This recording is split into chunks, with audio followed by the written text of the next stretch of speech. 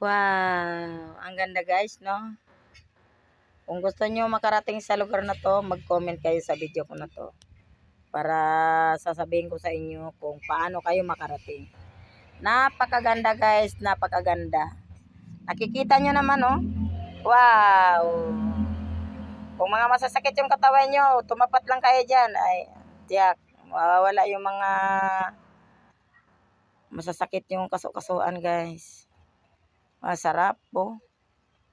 Para kung makapagligo ka dyan, parang ayaw mo nang umuwi. Oh. Tingnan nyo yung dalawa na yan. Oh. Parang ayaw na nilang umalis.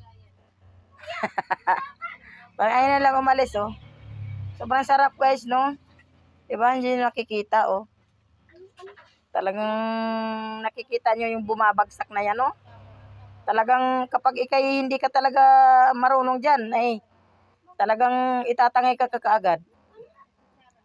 Kasi ano, ang lakas ng voltahe ng tubig, guys. Saka lakas ng voltahe ng tubig. Saka nakikita nyo, oh, kaya tinatawag namin yan na bangka-bangkaan yan. Kasi ayan yung mga dulo niya. Tapos yung kanya mga tagiliran, tinan nyo naman kung gaano ka ba, oh. Oh. Saka yung marami kang libag, ikaskas mo na lang dyan sa ano niya, mga tagilid-tagilid. Oh, di ba? Lawak. Saka ang ilalim niya, bato, makinis yung bato. Oh, medyo rab-rab lang yung mga gilid-gilid. Saka mahaba yan, guys, oh. At saka yung baba na yun doon, sa dulo doon. Ayan, oh, maraming mga bata tumatalon.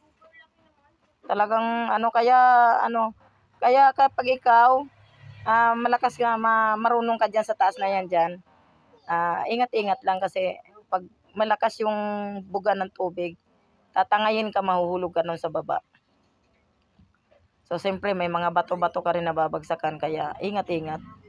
So, kaya kailangan pag nandyan ka, pag gusto mo nang tumayo, magsasabi ka doon sa kasama mo na kumapit. Kasi yung voltahe ng tubig, siyempre, pag tatayo ka, parang bibigay yung tubig doon sa dulo, kaya tatangayin yung kasama mo.